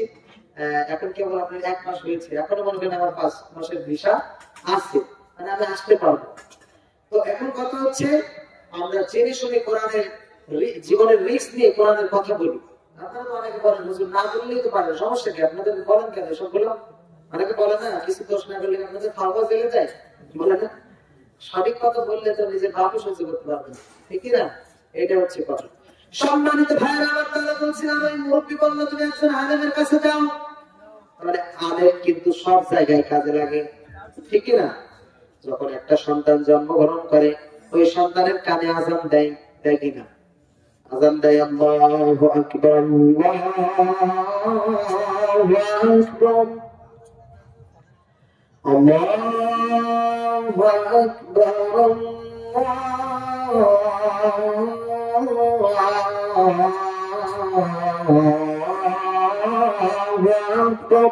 এরকম আজান দেয় না? শুধু তাই না, সন্তান যখন আস্তে আস্তে বড় হয়, তাকে বড় হওয়ার সঙ্গে সঙ্গে যখন একটু গালে হাতে দেয়, তখন হুজুর লাগে। আমরা যখন জুম্মার নামাজ পড়াই শেষ করে বসি, দেখি ছেলের গালে হাতে দেওয়ার জন্য হুজুরের কাছে চলে আসে। শুধু তাই নয়, আপনি যে বিয়ে করছেন, যে জিনিসটা আপনি ঘর করতেছেন, বিয়ে করার সময় হুজুর লাগে। কথা বলে না? লাগে না? আমার তো হুজুর লেগেছে, হুজুরেরও হুজুর লাগে, ঠিক কিনা? তাহলে হুজুর সব জায়গায় লাগে। শুধু তাই নয়, যখন মারা যাবেন তখনও লাগবে। জন্মগ্রহণ করছেন তখনও লাগছে, মারা যাবেন তখনও লাগবে। আবার সেই হুজুরের বিরোধিতা করে, বলে হুজুর আমাদের কোনো কাজে লাগে না, হুজুর আমাদের কোনো কাজে লাগে না। এরকম ফতোয়া দেয় না আমাদের দেশে? সম্মানিত ভাইরা আমার, বললো তুমি আলেমের কাছে চলে যাও, একজন আলেম বলতে পারবে তোমার বাবাকে কিভাবে দাফন করতে পারবে। চলে গেল একজন আলেমের কাছে, গিয়ে বলল হুজুর আমার বাবা দুনিয়া থেকে বিদায় হয়ে গিয়েছে, কিন্তু আমরা তো জানি না কিভাবে তাকে দাফন কাফন করতে হবে, হুজুর আপনি একটু বলে দেন। তখন হুজুর ডাক দিয়ে বললো, ও ছেলেরা তোমরা বলেছো ঠিক আছে সমস্যা নাই, কিন্তু আমার অফিস হচ্ছে 10টায়, আমি লালবাগে চাকরি করি, উদাহরণ দিচ্ছি, কিন্তু লালবাগে চাকরি করি, আমার একটা চাকরির টাইম আছে, 10টার ভিতরে যদি না ঢুকতে পারি তাহলে আমাকে ফাইন করা হবে, মাইনে কাটা হবে। সুতরাং চলো, আমার হাতে এখনো 1.5 ঘন্টার সময় আছে, চলো চলো তাড়াতাড়ি চলো, তোমার বাবার দাফন কাফন করে গিয়ে চলে আসবো। আমরা আবার হুজুর মানুষ, আপনারা ওই জোড়ায় মোড়ায় ধরলে আমরা না করতে পারি না, দয়াশীল ব্যক্তি, বুঝতে পেরেছেন, না করলে তো অসুবিধা। আল্লাহ বলবে তুই জানতিস না কেন বললি নি, ঠিক না, সব জায়গায় সমস্যা। এখন হুজুর চলে গেল, দাফন কাফন শেষ করে কার্যক্রম শেষ করে হুজুর অফিসে আসলো। এখন আপনাদের এখানে কি সিস্টেম জানি না, আমাদের এখানে বিভিন্ন গার্মেন্টস আছে, ওই গার্মেন্টসে ঢুকতে গেলে একটা কার্ড থাকে, কার্ড অফিসে ঢোকার জন্য, ওই কার্ড যদি না থাকে ও জীবনে ওর ভিতরে ঢুকতে পারবে না। এখন হুজুর পকেটে হাত দিয়ে দেখে তার কার্ডটা নেই, সমস্ত জায়গায় খোঁজ দিচ্ছে, কার্ড নাই। ও মনে মনে একটু দাঁড়ায় দাঁড়ায় চিন্তা করলো কার্ডটা কোথায় গেল। ও মনে মনে ভাবছে আমি বাসা থেকে তো কার্ড বুক পকেটে নিয়েছিলাম, আমার পাঞ্জাবির যে বুক পকেটে, এরকম বুক পকেটে নিয়েছিলাম, তাহলে আমার কার্ডটা কোথায় গেল, এরকম ভাবতে ভাবতে খেয়াল করলো যখন ওই মুরব্বিকে কবরের ভিতরে রাখতেছিল, এমন তো অবস্থায় ওর বুক থেকে মনে হয় ওই কার্ডটা কবরের ভিতরে পড়ে গিয়েছে। এখন ওই বাসায় ইমাম মানুষ, ওর যদি চাকরি না থাকে সংসার তো চলবে না। এমনি তো আপনারা ইমাম সাহেবের বেতন যা দেন তার কি বলবো, দেন না? আমাদের দিকে 3,000, 4,000, 5,000, আমি যে যেখানে আছি ওখানে ছিল আপনার 15, 20, 25 এরকম। আর আপনাদের দিকে কেমন? 10,000। আপনাদের দিকে গরু বিষয় দাম কম চলবে, আমাদের দিকে তো 2-3,000 দেয়। এক হুজুর নামাজ পড়ে ওর লুঙ্গি ছাড়া, কি ছাড়া, লুঙ্গি ছাড়া। এখন জনগণ ফতোয়া নিতে যাবে, ওই যখন হুজুর সেজদায় যায় মুসল্লিরা হুজুরের দিকে তাকানোর মতন অবস্থা থাকে। এখন মনে মনে ভাবতেছে কি করা যায়, হুজুরের লুঙ্গি ছাড়া। এই ফতোয়া নিতে গেছে আমাদের বাইতুল মুকাররম, ঢাকায় সবচেয়ে বড় মসজিদ, সেখানে গেছে, গিয়ে প্রাইভেট কার ভাড়া করছে, মনে করেন সাতক্ষীরা থেকে 10-15,000 টাকা প্রাইভেট কার ভাড়া করছে। কমিটির যত লোক ছিল সবাইকে ভাড়া করছে, ভাড়া করে নিয়ে গিয়ে দেখে যে হুজুর এখন নেই, তাহলে কি করতে হবে, এত দূর পর জার্নি করে আসছে, একটু নাস্তা পানি তো করা দরকার।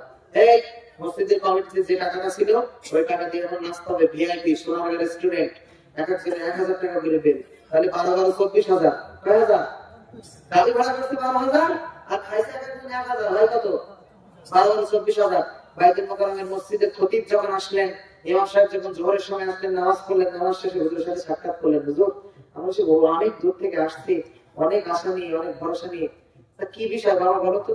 বিষয় হচ্ছে হুজুর আমাদের মসজিদে যে ইমাম সাহেব, ওনাকে আমরা রেখেছি, ওখানে রাখার পরে উনি যখন সেজদায় যায় এমন একটা অবস্থা হয় যে আমরা ওদিকে তাকাইতে পারি না, এখন কি করা যাবে, হুজুরের পিছনে কি নামাজ হবে কি হবে না, একটু ফতোয়া দেন তো।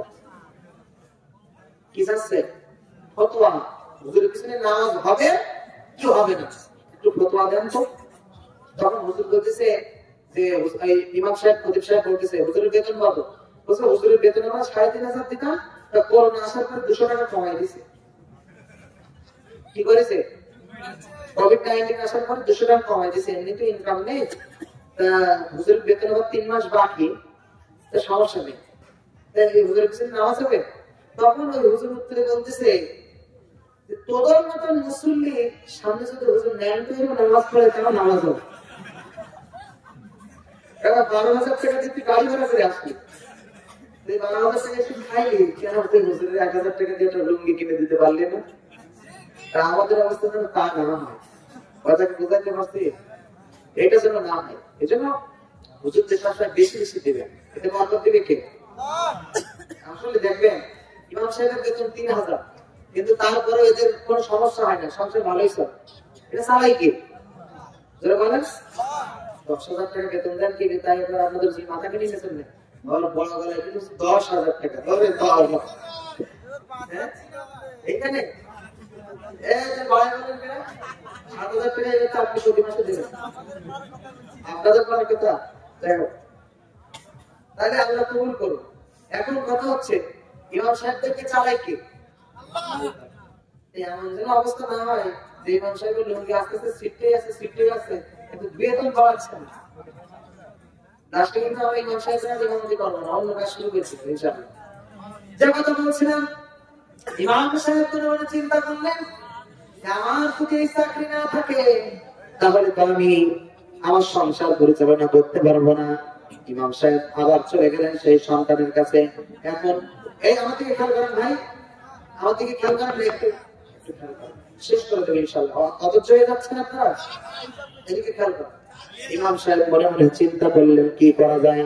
ইমাম সাহেব গেল আবার ওই দিন অফিসে, ইমাম সাহেবের অফিসে আসতে এমডি স্যার অর্থাৎ বড় কর্তা ধরে বলে ও আসতে ওই কাজ ছাড়া অফিসে ঢোকা কোনোদিন সম্ভব হবে না। ইমাম সাহেব ওই সন্তানদের কাছে গেল, যাওয়ার পরে ডাকতে বলল এই ছেলেরা তোমার বাবার এই দাফন কাফন কার্যক্রম করতে গিয়ে আমার এই অফিসের আইডি কার্ডটা কবরের ভিতরে পড়ে গিয়েছে, এখন কি করা যায়? তখন তিনি ডাক দিয়ে বলে এটা কিন্তু বাস্তব ঘটনা। তখন তিনি ডাক দিয়ে বললেন সে হুজুর সমস্যা নেই, আপনি যদি চান আপনি কবরটা খুঁড়ে এক সাইড থেকে একটু মাটিটা খুঁড়ে আপনি ওটা বের করে নিতে পারবেন, সমস্যা নেই। হুজুর যেমন কথা তেমন কাজ, এক সাইড থেকে মাটি খুঁড়ে যখন হুজুর ওই কাঠটা তুলতে যাবে এমন অবস্থায় সেটা কি হচ্ছে ভাই? খাওয়ার সময় এত কথা বলতে নেই। তখন হুজুর ডাক দিয়ে বললেন যে যখন হুজুর কবরটা করলেন, কবর খোঁড়ার পর হুজুর দেখলেন কবর থেকে একটা ফুলের সুবাস ঘ্রাণ বেরোচ্ছে। সুবহানাল্লাহ, কি বেরোচ্ছে? ঘ্রাণ বেরোচ্ছে। হুজুর